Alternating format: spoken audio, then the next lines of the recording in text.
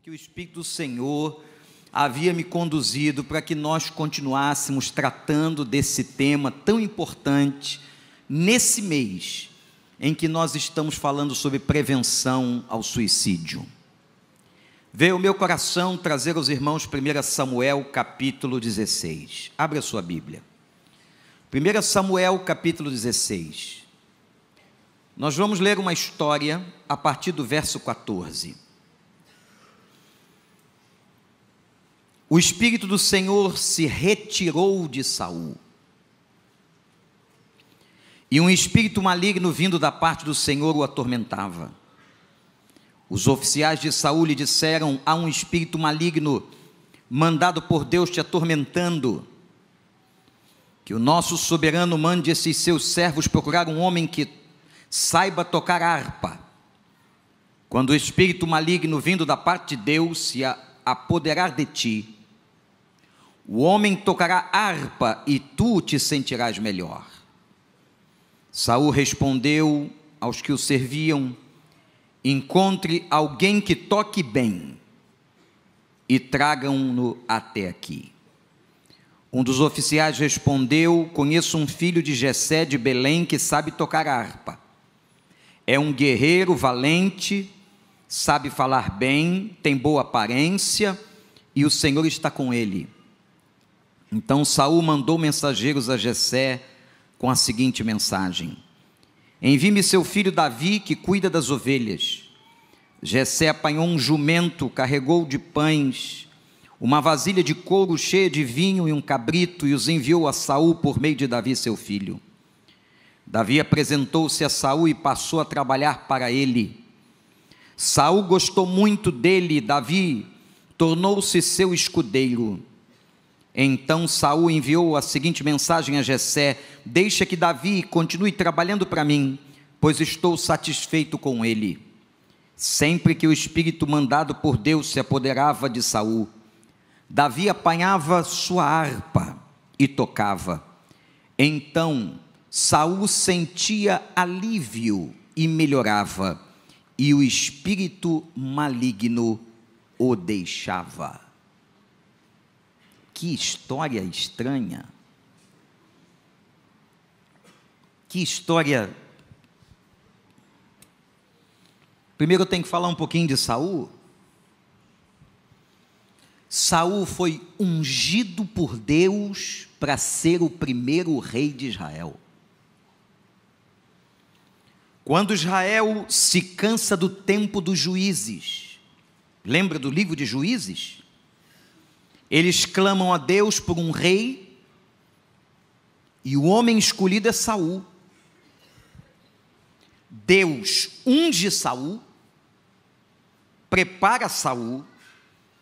A Bíblia diz que Saul era um homem muito bem afeiçoado, muito competente.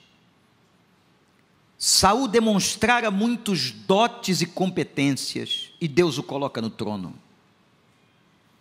Como pode um homem como Saul, ungido por Deus, agora nós temos a notícia de que o Espírito de Deus se retirou dele? Foi essa notícia que começou a passagem. Agora presta atenção que temos aqui um problema doutrinário. Porque há pessoas que, por falta de conhecimento da doutrina, o não entendimento do Espírito Santo a partir de Atos dos Apóstolos, pensam, acreditam erroneamente que o Espírito Santo sai das pessoas. Ao ser batizado ou convertido pelo Espírito Santo, o Novo Testamento declara que o Espírito Santo agora é selado no coração de uma pessoa crente, e nós passamos a ser o templo do Espírito de Deus. Você não perde o Espírito Santo nem quando você peca. O Espírito Santo habita em você. O que Paulo nos ensina é que é possível nós não darmos vazão a que o Espírito Santo comande nossa vida. Quanto mais na carne nós vivemos, menos o Espírito que está em nós atua. Mas quanto mais damos liberdade ao Espírito Santo, ele vai dominando a nossa vida, entrando nos compartimentos, abençoando a todos nós. Mas um crente fraco, ele extingue, e a palavra extinguir no Novo Testamento não é retirar, ele apaga o poder do Espírito Santo. O que está acontecendo no Velho Testamento é antes do ministério do Espírito Santo. No Velho Testamento, o Espírito Santo entrava e saía das pessoas, mas no ministério do Espírito Santo na igreja, a partir da descida do Espírito, em Atos capítulo 2, o Espírito Santo não se retira mais de nós. O Espírito Santo te batizou, te selou, e você agora é filho de Deus, ele é o penhor da nossa herança. Mas no Velho Testamento, nesse momento, não é só Saul. Davi, quando pecou, disse: Senhor, tem misericórdia de mim, não retira de mim o teu Espírito. O Espírito entrava e saía, e ele sai de Saul. Por que que ele sai? Ele sai porque Saul começa a pecar. Ele sai porque Saul fica carnal. Aquele homem escolhido, aquele homem abençoado, aquele homem ungido. Igualmente hoje, minha gente, se uma pessoa crente, batizada pelo Senhor, começar a dar vazão à carne, Gálatas capítulo 5, o Espírito vai sendo apagado, e o Novo Testamento diz assim: não deis lugar à carne, aquilo que é nascido da carne é carne, quem planta carne, colhe da carne, mas quem planta do Espírito, colhe do Espírito. Nós estamos aqui, em nome de Jesus, para colher do Espírito Santo. Mas Saul, naquela época, começa a pecar contra Deus e começa a dar brecha, anota essa palavra. E quando ele dá brecha, me lembro daquele texto de Jesus, que uma casa vazia, quando um espírito maligno sai, e a casa não é ocupada, pessoas que vão para sessões de libertação nas igrejas, os demônios são expulsos, mas elas não deixam a casa ser ocupada pelo Espírito Santo, eles voltam, e voltam, diz a palavra, com 7 demônios piores. Portanto, você que está me ouvindo em casa, ou aqui na casa de oração, pela internet ou aqui, a nossa casa, o nosso corpo, o nosso templo tem que estar ocupado pelo Espírito Santo de Deus. Repete comigo: o meu corpo é templo do Espírito Santo. Vamos lá, igreja, o meu corpo é templo do Espírito Santo. Declara isso, mas declara com fé e convicção. Vamos lá, gente, o meu corpo é isso. Saul começa a dar brecha, e diz a Bíblia que ele começa a sofrer tormenta de Satanás. O texto declara que ele estava atormentado, e há uma expressão que diz assim, versículo 14: um espírito maligno vindo da parte do Senhor. Atenção para a exegese textual. Não é Deus quem manda Satanás entrar numa pessoa. Deus não faz isso, mas ele consente. A pessoa dá brecha. Saul deu a brecha, o espírito maligno vinha sobre ele, e Saul apresentava 2 sintomas, e é isso, e foi isso que tratamos no Congresso de Espiritualidade e Saúde Emocional. Saul, ao você ler a biografia dele, apresentava sintomatologia de doença emocional. Alguns autores, estudando a biografia de Saul, chegam a afirmar que Saul apresentava traços de esquizofrenia. Mas não apenas era um problema emocional, psiquiátrico, Havia realmente um espírito maligno atuando nessa brecha? Irmãos, vamos prestar atenção, olhem para mim. Há uma relação profunda, e eu já disse isso aqui várias vezes, entre as doenças emocionais e possessão. Elas se tornam uma brecha quando Paulo diz: revistam-se da armadura de Deus, para que possais resistir no dia mau. O dia mau, o que é? É o dia da sua fragilidade. Pode ser o dia da sua depressão, o período da sua síndrome do pânico, da sua ansiedade descontrolada. Satanás vem nas brechas, ele anda bramando como leão buscando a quem possa tragar. Ele não pode entrar no seu corpo, mas ele, vendo a sua fraqueza, ele lança os dardos no seu campo de batalha, que é a sua mente. Tudo passa pelos pensamentos. Hoje à noite, mais um episódio sobre os pensamentos de Deus. Se eu não me engano, será a 8ª ou a 9ª mensagem. O campo de batalha, o campo de batalha é a mente. Satanás, sabendo que você está fraco, ele não pode tomar seu corpo, mas ele te oprime. Oprimir não é possuir. Há uma diferença entre o conceito de opressão e o conceito de possessão. Satanás só possui casas vazias, isto é, ele só possui aqueles que não têm o Espírito Santo. Porque aqueles que têm o Espírito Santo pertencem a Deus, são de Deus, e o maligno, como disse a carta de João, o maligno não lhes toca. Não há possessão demoníaca de crente, mas há opressão. Pessoas fracas, fragilizadas, que deram vazão ao pecado, no dia mau, o Espírito Santo rodeando, ou melhor, o inimigo rodeando, o Espírito Santo apagado, e elas começam a dar brecha, e o inimigo começa a jogar suas flechas na mente. Até o século XIX, os transtornos mentais eram tidos como possessão. A história das análises patológicas sobre a doença mental ganha corpo no século XX. Conhecemos ainda muito pouco, mas vemos aqui que Saul era vítima de um transtorno que cabia em duas áreas, na espiritualidade e nas suas emoções, mas uma coisa ligada à outra. Já lhes disse que não podemos desvincular o que é físico do que é emocional, do que é espiritual.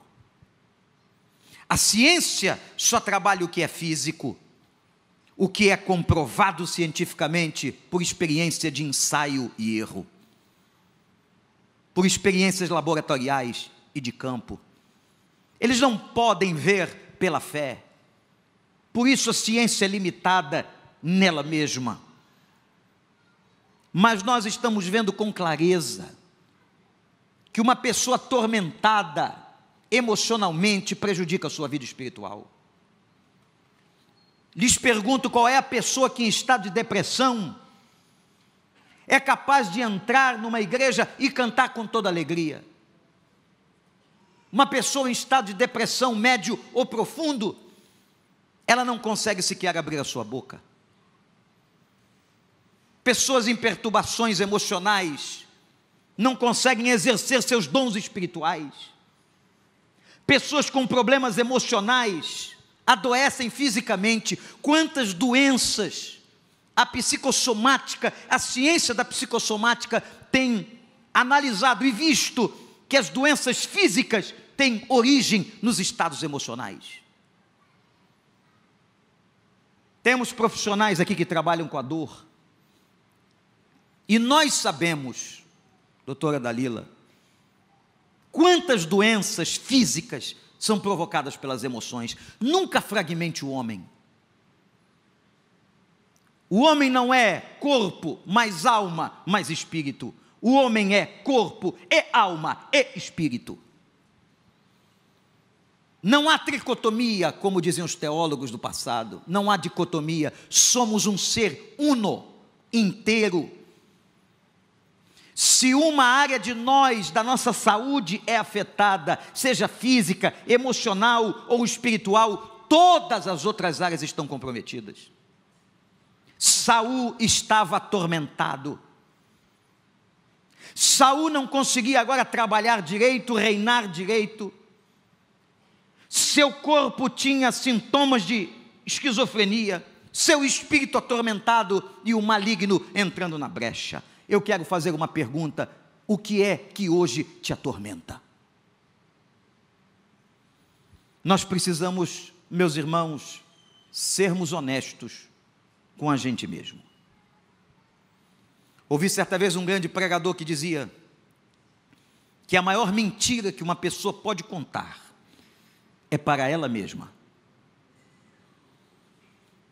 E quantas vezes aqui, ao longo dos anos, eu vi pessoas e tratei de pessoas, fiz gabinete pastoral com pessoas, encontrei pessoas em consultório,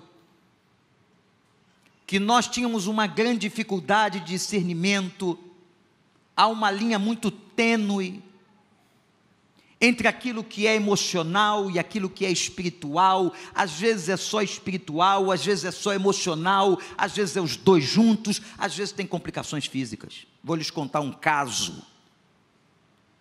Aliás, no outro dia eu estava falando para a equipe que é tanto caso que tem na minha cabeça que eu ainda tenho memória, eu tenho que escrever esse negócio.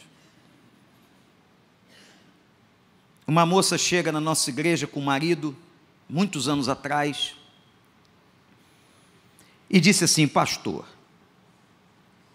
eu venho aqui porque eu não aguento mais. O que a senhora não aguenta mais? Eu sofro de ataques demoníacos. Ela declara: eu tenho possessões. E quando eu tenho possessões, eu perco a consciência, sou jogada no chão. Eu tenho um sonho com meu marido de termos um filho, mas eu não tenho coragem, já estamos casados há 10 anos. Eu tenho medo de estar amamentando uma criança e a criança sofrer um acidente. E pastor, a última igreja de onde estou vindo fez uma sessão de libertação e eu cheguei a apanhar. Um expulsador de demônio, que devia ser filho do demônio, bateu na moça, sai, puxava o cabelo e agredia com tapas no rosto.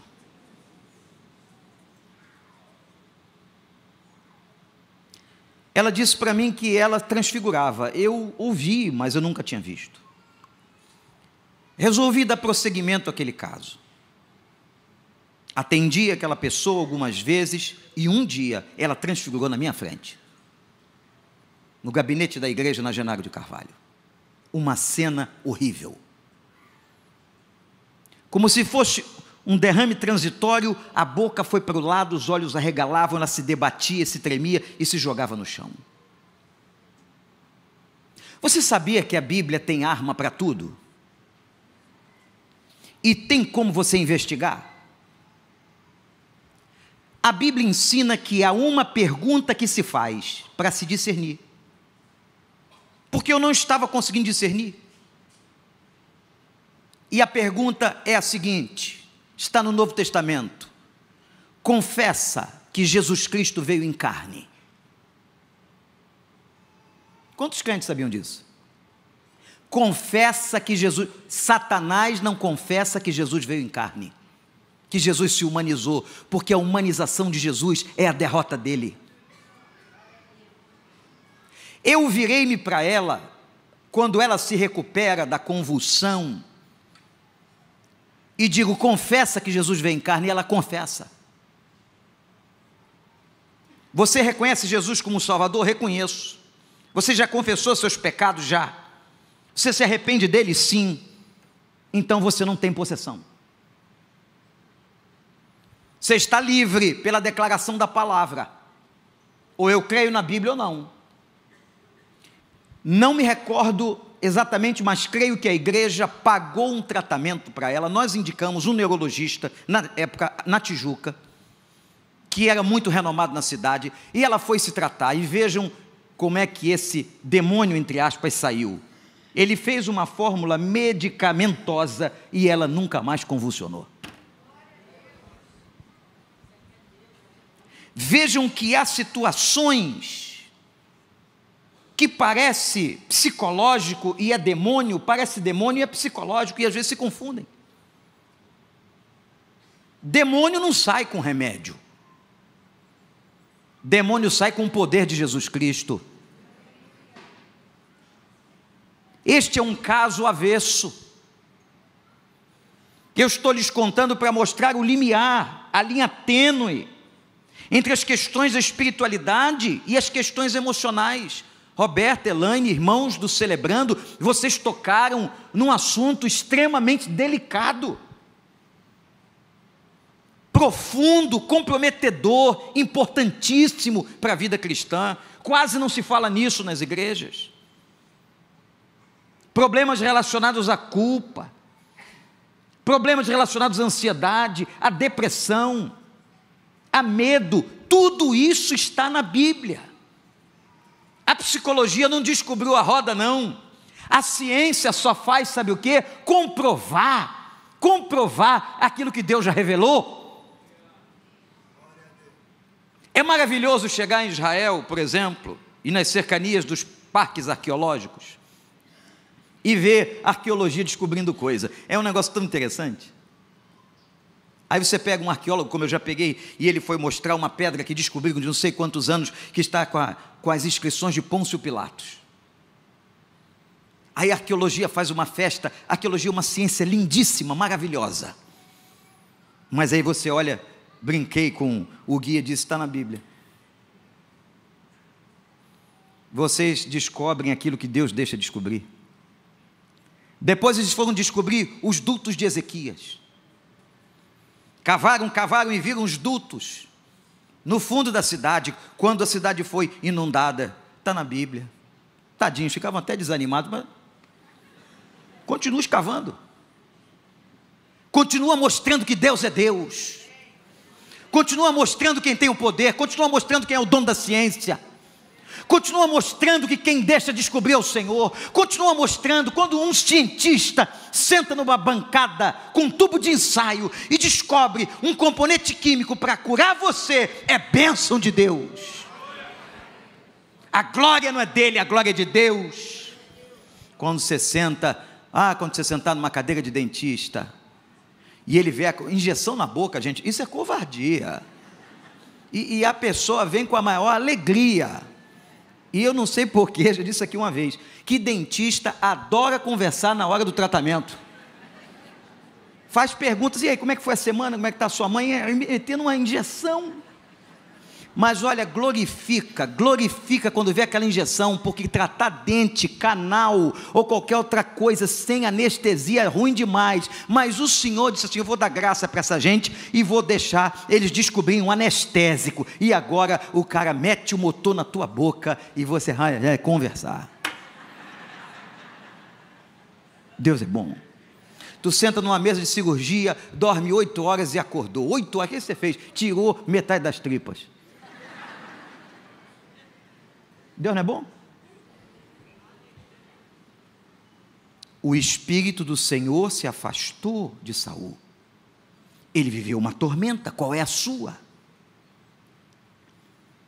Eu tenho que ter honestidade, eu tenho que ter sinceridade. Eu não posso mentir para mim mesmo. Se eu estou precisando de ajuda, eu preciso de ajuda. Não tenho medo de procurar um médico. Assim como tem um médico do estômago, tem um médico de cabeça, tem um médico de bioquímica cerebral. Ah, pastor, eu não gosto de psiquiatra porque é tudo maluco. E você é normal? Quem é normal? Somos todos afetados pelo pecado. Cada um tem uma maluquice, uma doideira. Todos precisamos de ajuda. O Celebrando não é para doidinho, não. Celebrando é para nós. No outro dia eu ouvi uma pessoa dizendo, ali é o culto dos doidinhos. Quê? Essa que disse isso é mais doida que todos os doidinhos que estavam aqui.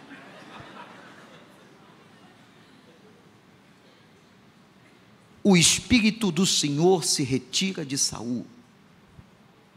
Tem uma segunda coisa aí, anota. Os caras da guarda de Saul percebem que ele não está normal. Por exemplo, tem dias que eu não estou no eixo certo. Ou você está no eixo certo todo dia? Quem está perto de você percebe. Tomou alguma coisa. Não tomou nada. Está faltando tomar. Não é verdade? Não fica rindo de mim não, que você é assim. Quem estava perto de Saul eram os caras da guarda. Os caras da guarda ficavam mais perto dele do que a família. Ele era rei. Começaram a ver um comportamento disfuncional. E um deles foi usado por Deus. E dá uma sugestão. Deus é tão criativo. Onde o pastor Gustavo pregou maravilhosamente sobre criatividade. O nosso Deus é o Deus da criatividade. Essa natureza toda, essa criação, é muita criatividade. Um cara disse assim para ele, um soldado: tem um rapazinho na casa de Jessé, bonitinho, gente boa, que toca harpa. Chama ele. Quando o senhor tiver essa crise, manda ele tocar harpa e o senhor vai melhorar. Boca profética. Porque um outro soldado podia dizer assim: vai morrer. Não tem sempre os dois lados? Você fica com qual? Eu tenho um amigo que ele pega, você chega para ele com resultado de gripe, ele já te matou. Olha, eu estou gripado.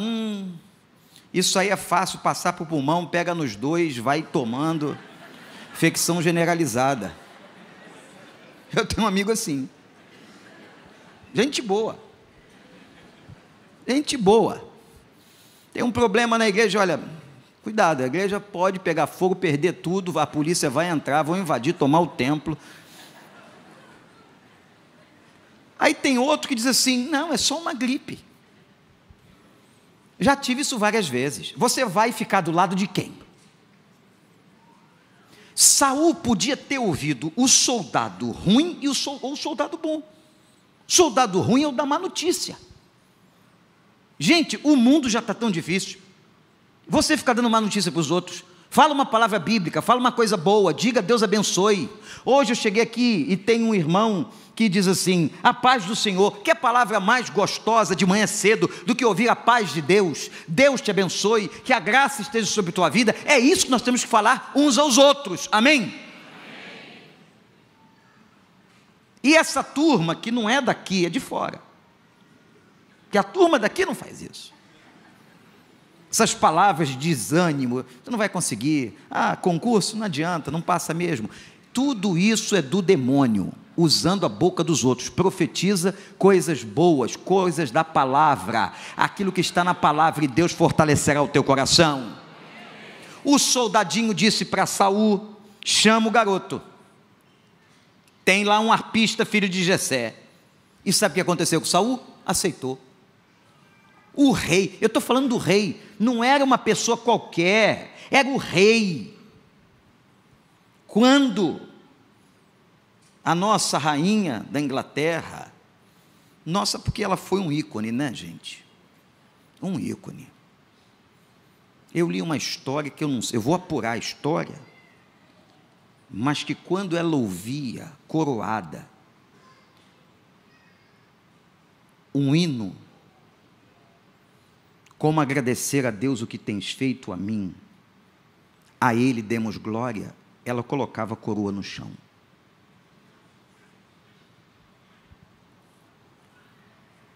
Quando os médicos chamam a família, eles estão preparando o mundo para dar a notícia de uma mulher que passou todas as intempéries de um reino a falência, inclusive, de uma monarquia 70 anos, e ainda causava orgulho na Inglaterra. Não era perfeita, óbvio, era soberana, mas ia aos cultos anglicanos dizer que soberano maior era Deus. Eu estou falando de um rei. Eu imagino o médico dizendo à família de Elizabeth II que não tinha jeito, que a soberana da terra chegou ao fim, que o soberano de cima chamou, porque soberano, na verdade, só tem um, é Jesus de Nazaré, que está sentado à destra de Deus. Saul olha para o soldado e diz: eu aceito. Aqueles que cercam você de intimidade podem te ajudar. Não despreze a palavra de uma pessoa íntima, que pode estar querendo te ajudar, dizendo a você: você não está bem, você está meio fora da caixinha, tem coisas que não estão, está falando muito, está falando pouco, seja qual for a sintomatologia. Se é um amigo, eu estou falando de amigo, amiga de verdade, ouça, valorize, porque pode ser da parte de Deus, vai buscar ajuda. Tem duas coisas que impedem pessoas de buscar ajuda, de buscar um médico, um terapeuta, um pastor, um conselheiro, um amigo. A primeira coisa é a vergonha. Ah, mas eu vou buscar ajuda, sou membro de igreja, batizado, doutor, líder. Não tem nada disso. Esse que eu estou falando, de quem estou falando, era rei. O primeiro rei na história de Israel. Ele deixa a vergonha, ele deixa seus caprichos, e ele quebra essas algemas. E eu clamo ao Senhor para que, se nesta manhã você estiver com esta algema da vergonha na cabeça, o Espírito Santo quebre e que você busque ajuda, porque Deus tem dado muitos caminhos aos homens para resolver os nossos problemas. Louvado seja o nome do Senhor. Outro empecilho, além da vergonha, são as vozes do inferno, as vozes do diabo. Você não vai conseguir, você vai morrer. É lá no campo de batalha que ele começa a jogar seus dardos. Deixa eu dizer uma coisa para você, olha para mim. Você não é isso. Você está nisso, mas Deus pode te libertar disso. O Senhor arranca. Tem um ditado que tem gente que pensa que é Bíblia. Quer ver? Pau que nasce torto. Como é que é? Todo mundo conhece, já recebi como versículo. Pastor, conhece aquele texto? Qual? Pau que nasce torto, morre torto. Eu falei, não está na Bíblia. Aliás, na Bíblia e no Evangelho é outra coisa. Pau que nasce torno, Deus endireita, porque Jesus foi carpinteiro. E Ele sabe consertar pau torto. Se você é como um pau torto, você nasceu torto, tem problema, lembra de uma coisa: Jesus de Nazaré dá jeito em qualquer coisa torta. Ele endireita, Ele salva, Ele sara, Ele cura, Ele liberta, Ele transforma. Louvado seja o nome do Senhor. E se eu fosse o pastor Clóvis, eu cantaria, que era um homenzinho torto, não sei o que, tinha nariz torto. Lembrou, né, Tiago? É da sua época. Eu não sou da época de vocês, mas era um hino cantado, um corinho cantado para criança. Quem sabe o corinho aí? Puxa.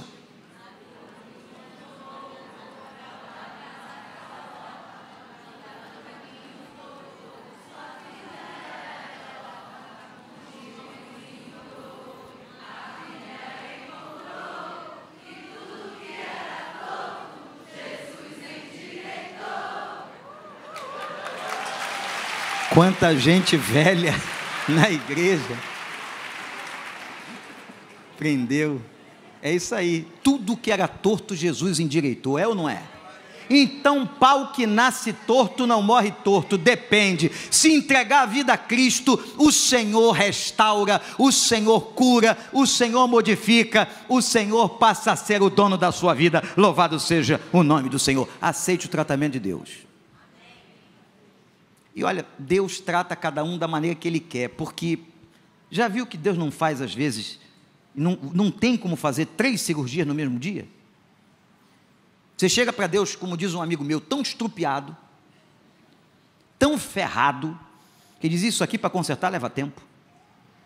Mas não é porque Deus não tem poder, é porque nós não suportamos 2, 3, 4 cirurgias num dia só.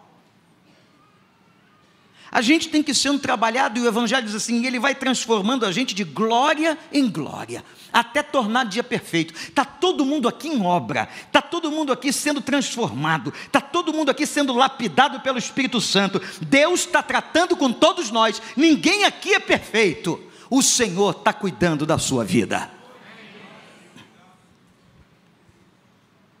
Terceiro, primeiro, Saul estava atormentado. Segundo, ele aceita o conselho que o oficial lhe estava dando de buscar ajuda. E vem o que podia ajudar: Davi. Muitos anos depois se tornaria, muito tempo depois, o rei sucessor, o rei que chegaria ao lugar de Saul, mas naquele momento não. O garoto era tão desprezado até em casa, que quando o profeta Samuel recebeu a revelação, Deus diz assim: olha, já sei que vou ter que tirar Saul e colocar Davi. Mas ele não diz, Deus é interessante com algumas coisas, mistérios da soberania de Deus. Ele não diz a Samuel quem é, só diz assim: é da casa de Jessé. Vai na casa de Jessé. E tem uma lição belíssima. Aquele encontro de Samuel na casa de Jessé é uma outra pregação. Jessé apresenta o filho mais velho, mais bonito, mais não sei o quê. Sabe o que Deus diz para ele? Eu não olho a aparência, eu olho o coração. Cuidado. Você que adora uma estética. Você acha que o diabo vem para você com cara feia? Você acha que o diabo aparece para você como na Idade Média? Se o diabo apresentasse para a gente de tridente, chifre, vermelho, capa preta, ninguém chegava perto dele. Ele chega como aparência de anjo de luz, para ser sedutor. É com cara e jeito de coisa bonita e boa. Temos que estar ligados. Quando Jessé traz seus filhos, o Espírito Santo fala com Samuel e diz: não é nenhum desses. Samuel, muito conectado, pergunta a Jessé: não tem mais um filho?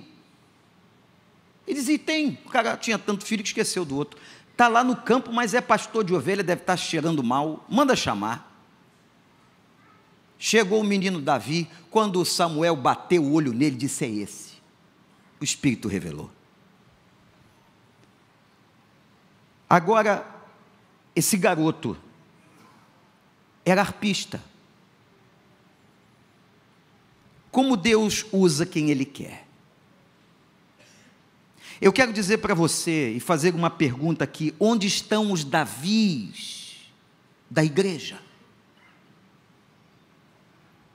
Eu estou falando de uma pessoa que não era nada, era apenas guardador de ovelhas no campo. Deus usa quem se deixa usar.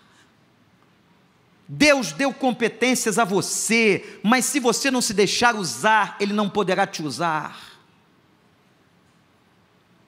Tem neste lugar aqui agora, em casa nos assistindo, muitos Davis, que Deus quer que seja bênção para o outro, cano de vitória para o outro, transmissor da graça de Deus, abençoador. Não fique parado, não fique quieto, o Senhor quer usar você. Tire as suas harpas do salgueiro e vá proclamar a palavra, vai falar da palavra, vai servir ao Senhor. Você foi qualificado pelo Espírito Santo, Deus quer usar você. Levanta, anda, serve e deixa o Espírito te usar.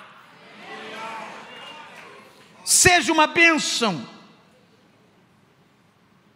E quando Deus usou Davi, porque ele se deixou usar, a Bíblia diz assim: e Davi amou Saul. Quando a gente serve alguém, e aqui é uma empatia muito interessante entre terapeuta e paciente. A empatia, porque aqui o rei era o paciente, e o menino do campo, fazendeiro, tomador de conta de ovelha, era o terapeuta. E diz a palavra que o paciente e o terapeuta entram em consonância. Isso é coisa de Deus. Quem trabalha com terapia sabe disso. E Saul se afeiçoou a Davi. Saul se afeiçoou a Davi, e Davi ama Saul. E agora ele é arpista, e todas as vezes que Deus chama alguém, não importa qual seja a sua condição acadêmica, social, financeira, Deus está chamando você, e se Ele está chamando, Ele te capacita. Davi se colocou nas mãos de Deus. Eu quero perguntar se você quer ser bênção na vida das pessoas, quer ou não? Quer que Deus te use? Hoje, gente, aprendi uma coisa na minha vida: quem passa pela dor é o melhor conselheiro daquela dor.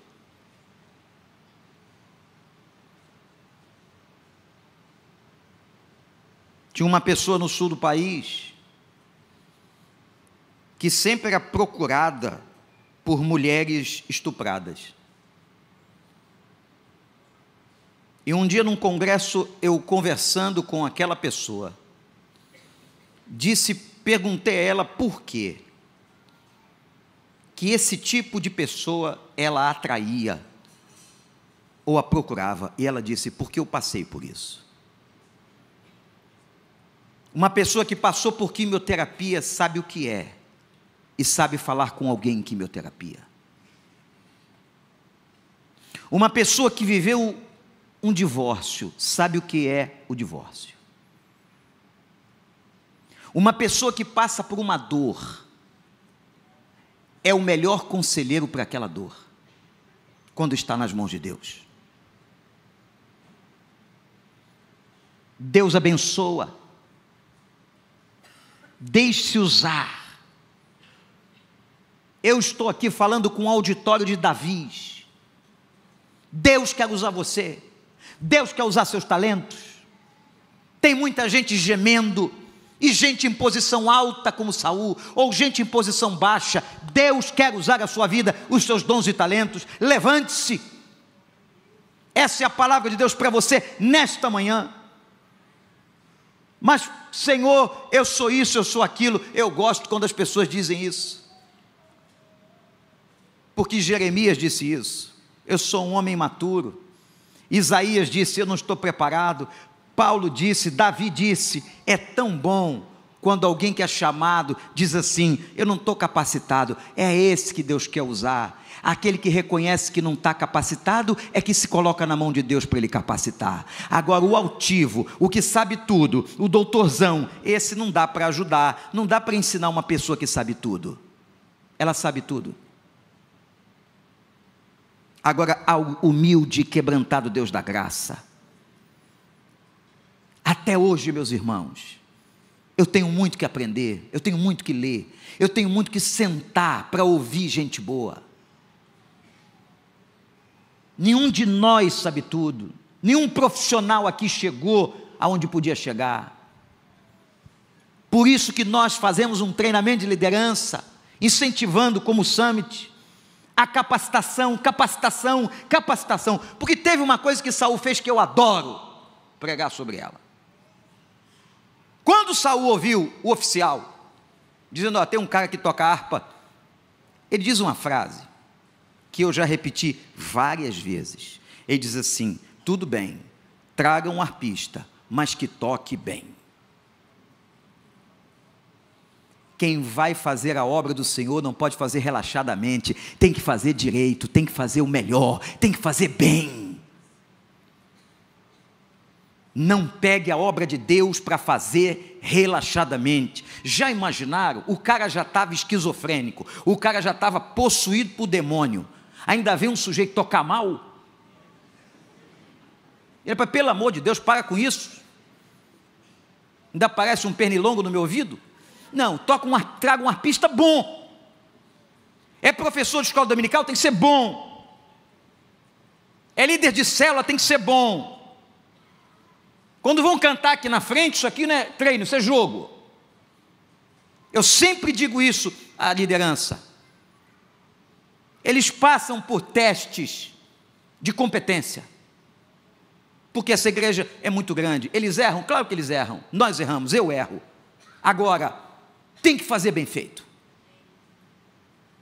Por isso que a gente treina. Antigamente, nas igrejas, havia um negócio chamado escola de treinamento. Quem lembra disso? Assembleia de Deus tinha, Igreja Batista tinha, Metodista tinha. É a escola de treinamento. O cara ia ser treinado até ele chegar onde ele podia chegar. O sujeito chega hoje, como disse o filósofo Romário, e já quer sentar na janela. O cara vê o ministério de alguém, a vida de alguém, eu quero isso para mim. Vai primeiro comer o osso que ele comeu, ralar o que ele ralou, estudar o que ele estudou, fazer o que ele fez, aprenda. E outra, ninguém está pronto. Temos a honra de ter aqui no nosso auditório muitas pessoas ilustres. Eu estou vendo ali o pastor Josemar, que é membro dessa igreja. Me deu uma notícia essa semana, a gente trocando no zap. Ele está numa comissão de atualização ou de revisão da NVI. Olha que coisa linda. Qual é o número dessa revisão, pastor?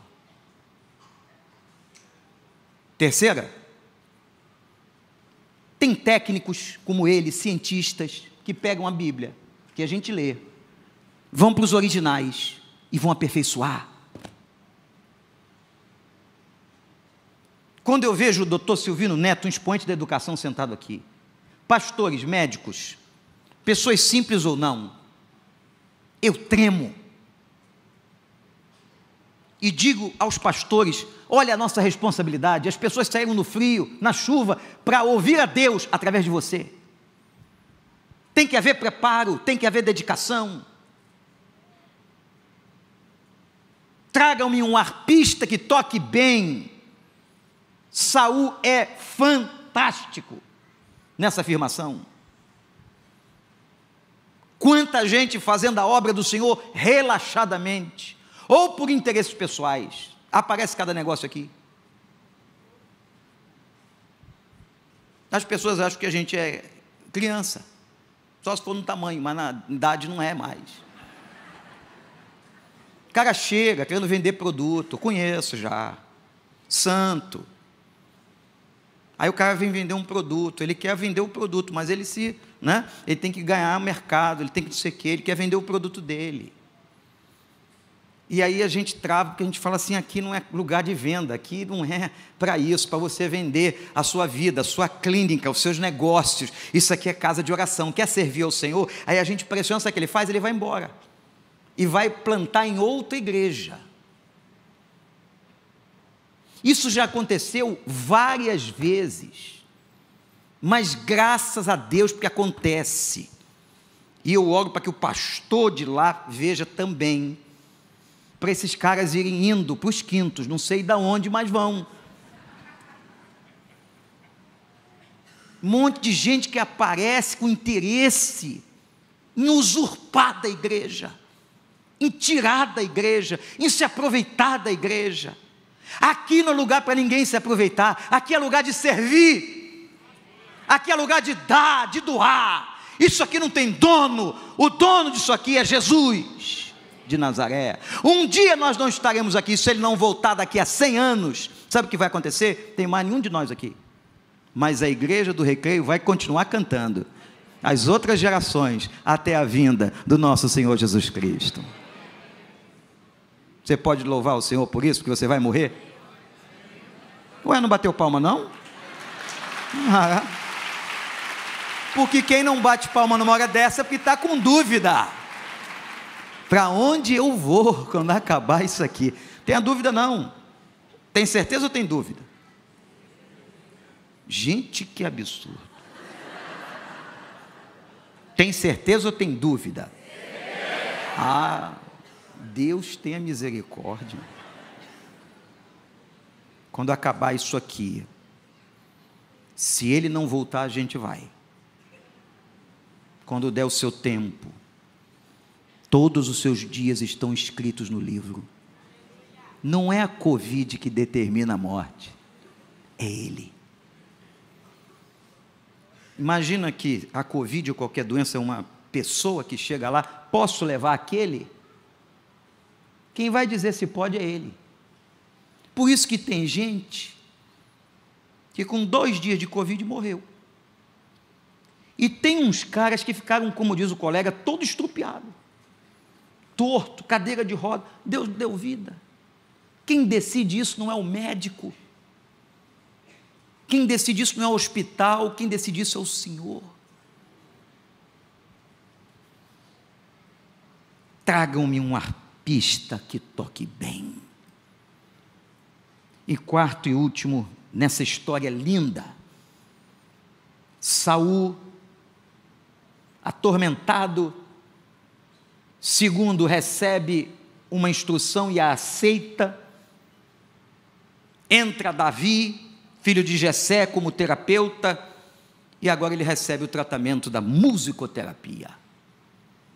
Quem diria, nada é novo debaixo do sol. A musicoterapia usada hoje, a contemplação, como pregou o pastor Gustavo ontem, usada hoje, já era usada pela palavra de Deus há muito tempo. Quando olho para o firmamento, obra das tuas mãos, isso é contemplação. Olha aqui na Bíblia, no Velho Testamento, a música sendo usada, porque veja bem, não é só música, é música regada ao Espírito Santo. Porque se eu pregar aqui sem o Espírito Santo, vira discurso. Mas se eu pregar com o Espírito Santo, vira mensagem. Se tiver música sem o Espírito Santo, é show. Mas se tiver música com o Espírito Santo, é adoração. Aleluia! Nós fazemos as coisas debaixo da unção do Espírito Santo. Sem mim nada podeis fazer. Quando o arpista tocava, Saul melhorava. Mas tem um mistério aqui. A Bíblia não diz que ele fica bom. Essas coisas da soberania de Deus, eu não tenho tempo, mas o único dom no Novo Testamento que está no plural, uns falam em 24, outros falam em 26 dons espirituais, é o dom de curar. Dons de curar. E parece que esse dom, quando alguém o recebe, não é permanente, mas é sazonal. E parece que esse dom atinge doenças específicas. Não sei como Deus faz. Não tenho essa competência espiritual para dizer. Se não fosse assim, nós pegaríamos aqui todos que têm dom de cura, porque tem gente com dom de cura, levaríamos agora de manhã lá para o INCA, e não ia sobrar um no leito. Mas a questão da cura não se estabelece assim. Há pessoas que Deus cura instantaneamente. Há pessoas como aquele cego que foi curado processualmente. Foram 2 etapas. E há pessoas que Deus não cura. Há uma grande interpretação de alguns teólogos de que o problema de Paulo era o seu espinho na carne, era uma questão física, de limitação visual. Não importa. O que temos que entender é que isso é mistério inexplicável da soberania de Deus. Deus pode usar um remédio, pode usar um médico, pode usar um terapeuta, ou Ele pode curar por processo, ou Ele pode curar instantaneamente. O texto declara que Saul era aliviado e libertado momentaneamente.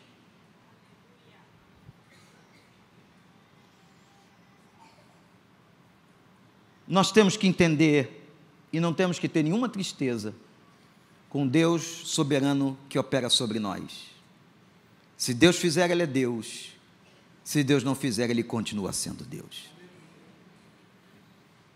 Já repeti algumas vezes aqui a frase de um grande amigo que foi levado pelo Senhor.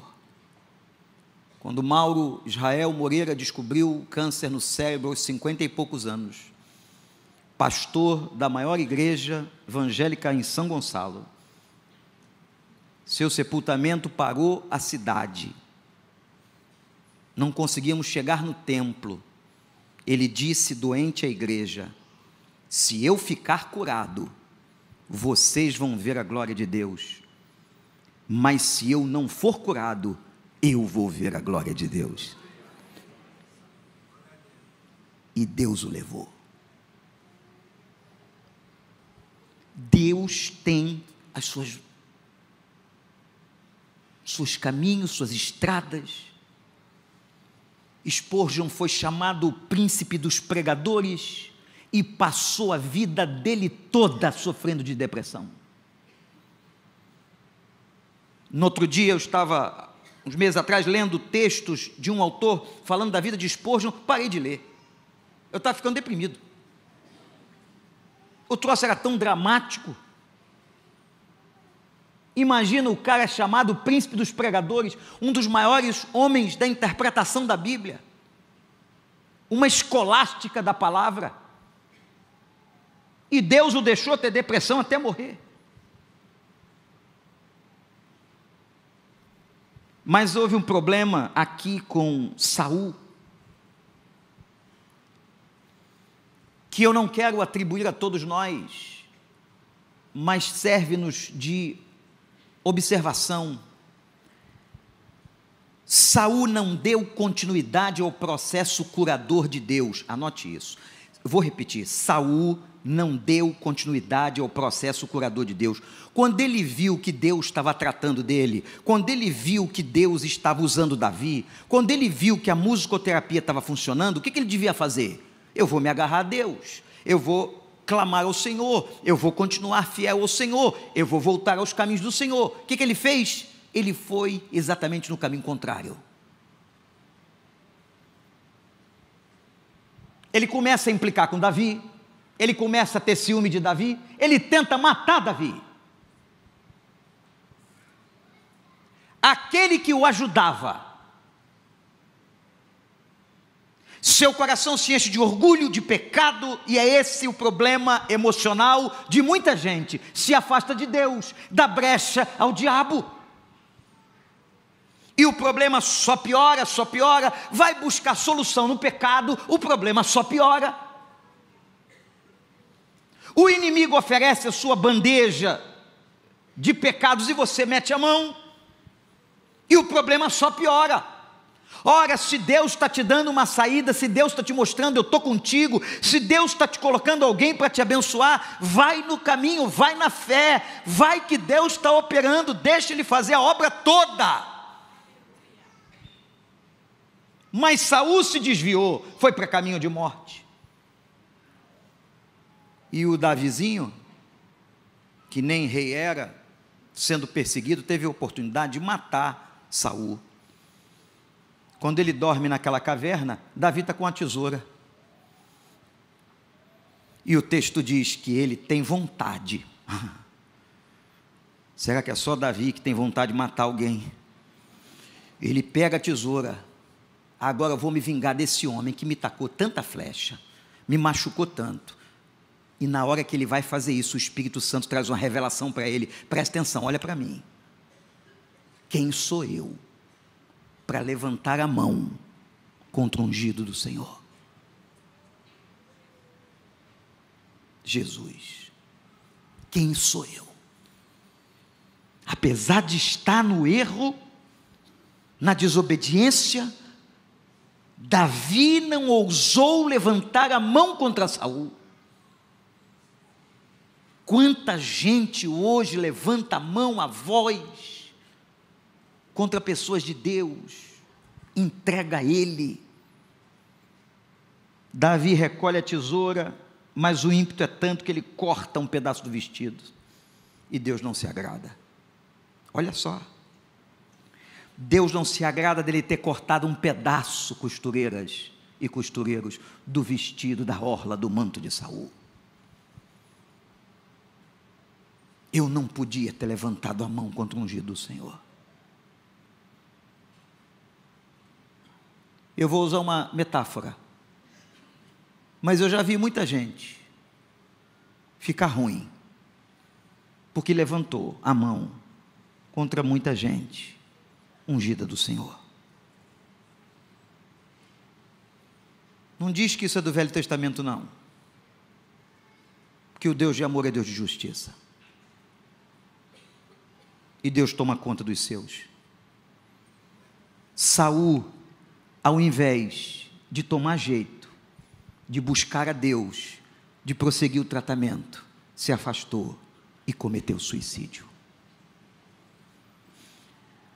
Não vou aqui ler o final da história dramática, quando ele, vendo que ia ser morto, se mata.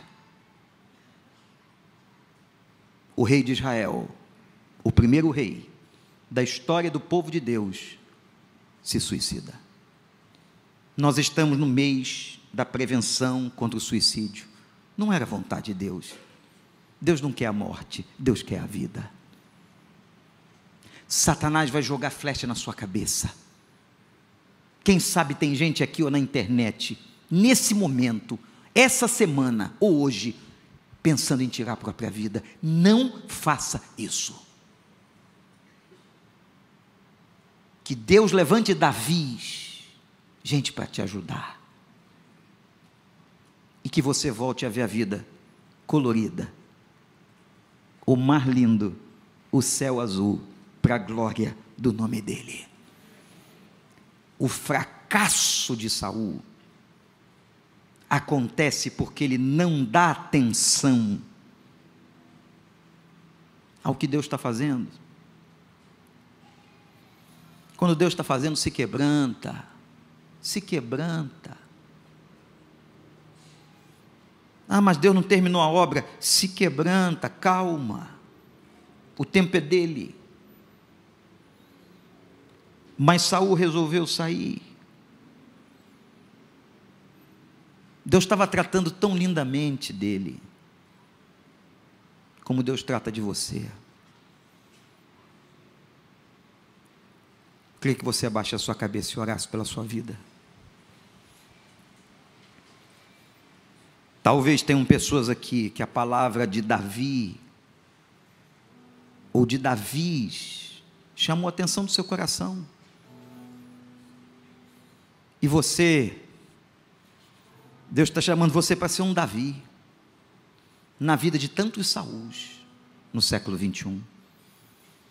Mas talvez a palavra que chegou a você, você seja um Saul.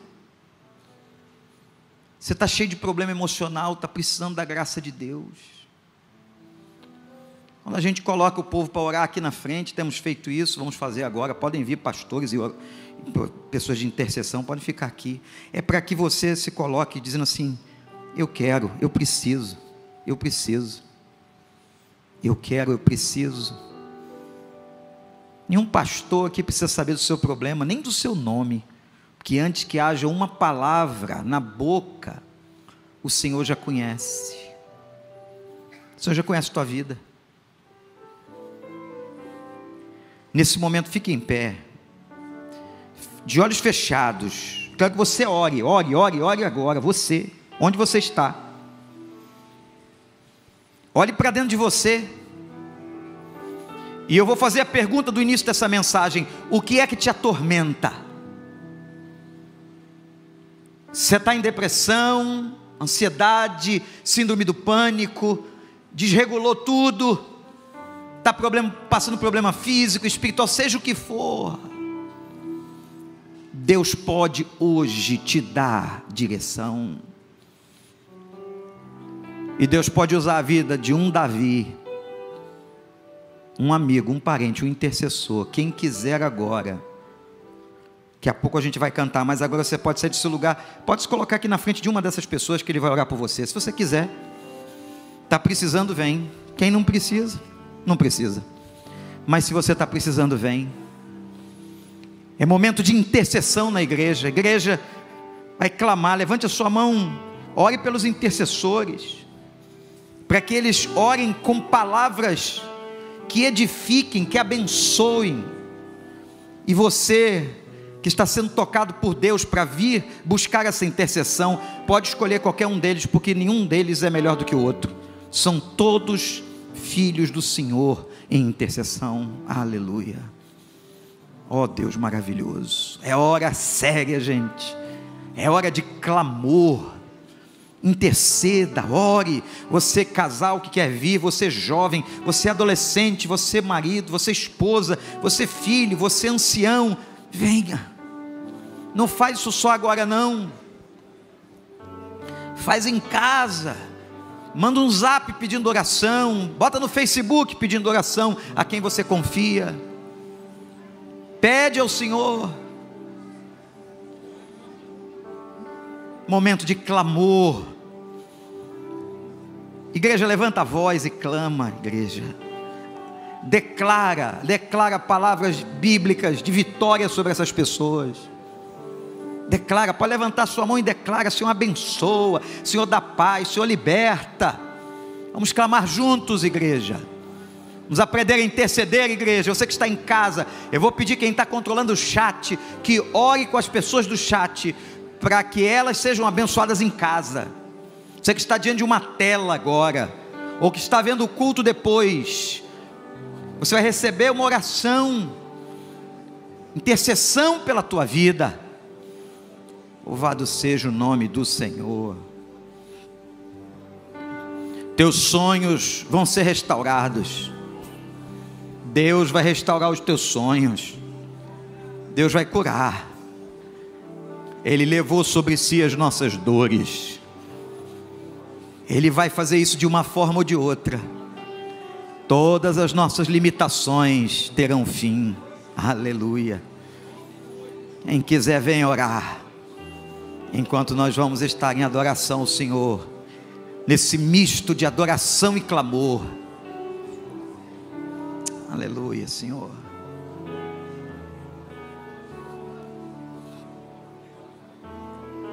Vocês que estão na fila, olha, tem gente aqui livre, pode vir. Matar os teus sonhos, sufocando o teu coração. Se lançaram você numa cova e ferido perdeu a visão. Se tentaram matar os teus sonhos, sufocando o teu coração. Se lançaram você numa cova e ferido, você perdeu a visão.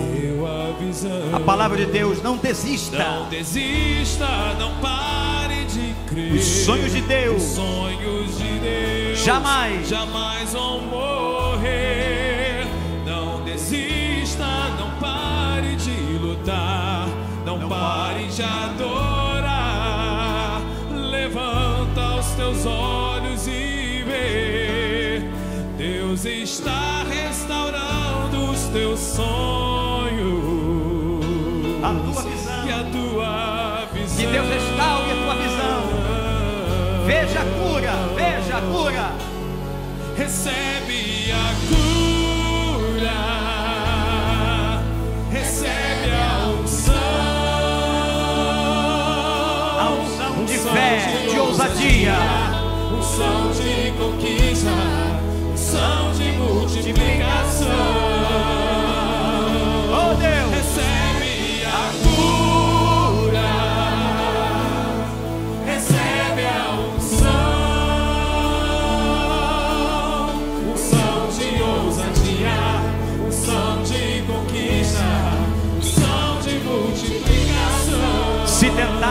matar os teus sonhos. Vamos dizer isso, igreja.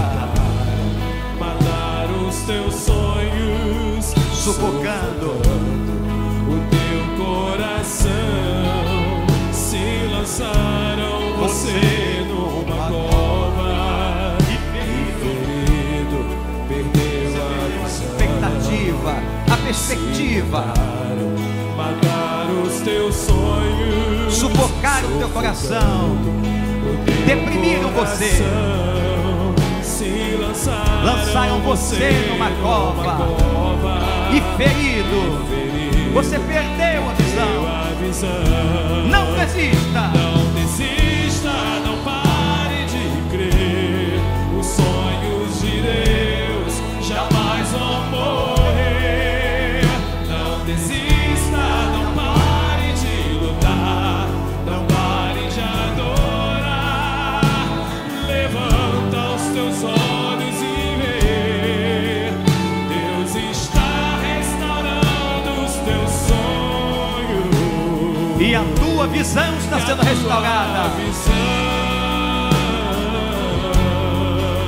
Recebe pela fé. Recebe a cura.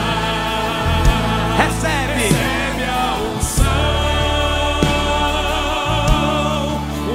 de ousadia, unção de conquista, unção de multiplicação. Recebe a cura. Recebe a unção de ousadia, unção de conquista, unção de multiplicação. Recebe a cura. Recebe a unção de ousadia, unção de conquista, Unção de multiplicação. multiplicação. Você vai agora declarar a bênção sobre você, sobre os teus amigos, teus filhos, tua casa. Veja o que Deus está dizendo para você agora. Através dos louvores, e no meio dos louvores Deus habita. Você vai para casa daqui a pouco, mas primeiro você vai dizer isso: que o Senhor te abençoe e te guarde. Senhor, sobre ti levante o seu rosto, que o Senhor te dê paz. A bênção seja sobre você, a bênção seja sobre sua família, a bênção seja sobre seus amigos. Que você seja um Davi, que você seja um Davi, um arpista de Deus, que toque bem esta semana na vida de alguém. Que o Senhor te abençoe, Ó Deus, e faça brilhar seu rosto em ti, conceda sua graça e te dê paz.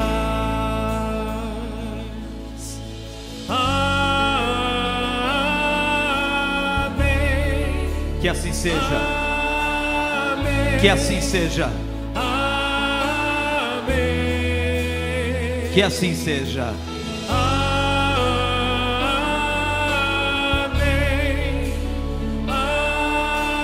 Amém. Amém. Que o Senhor te abençoe e faça brilhar seu rosto em ti, conceda sua graça e te dê paz. Coloca a mão pro lado, diz isso para alguém. Amém. Amém.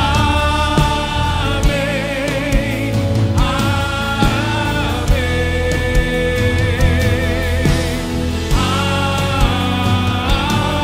Coloca as mãos pro teu lado e diz para alguém: que o Senhor te dê paz.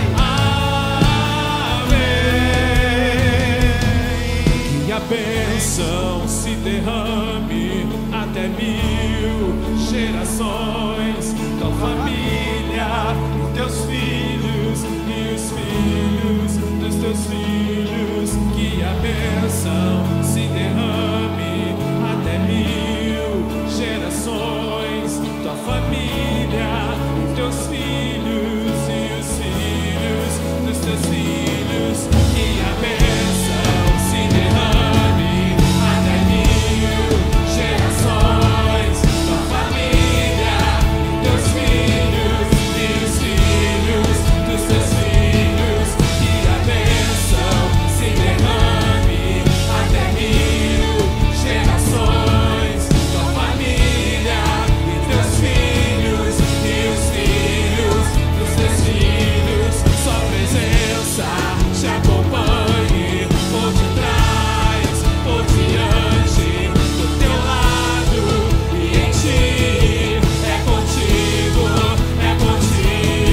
e de dia e de noite, tua entrada e saída, em teu riso, em teu choro.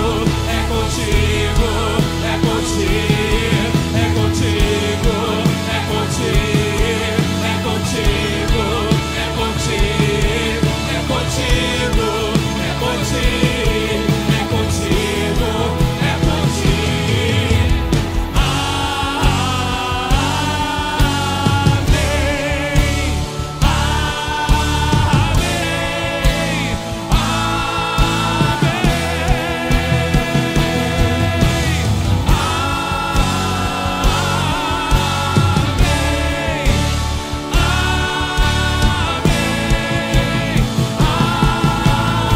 Que a bênção se derrame, que a bênção se derrame até 1000 gerações, tua família, e teus filhos e os filhos dos teus filhos.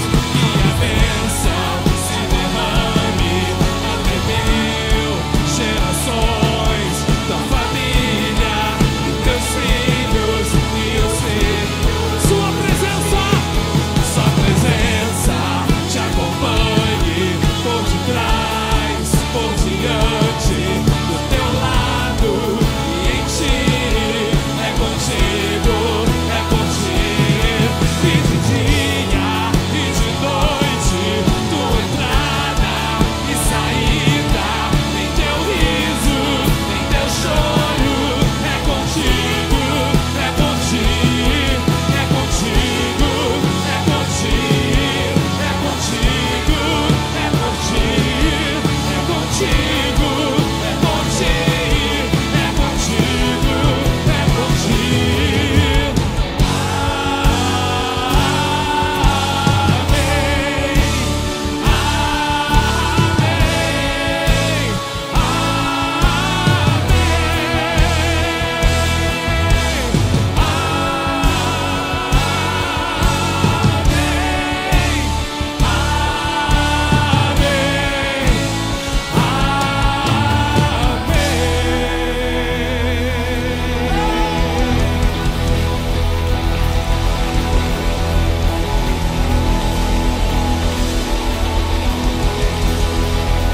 Que o Senhor te abençoe, que o Senhor te guarde. Um ótimo domingo, queridos. Vão em paz.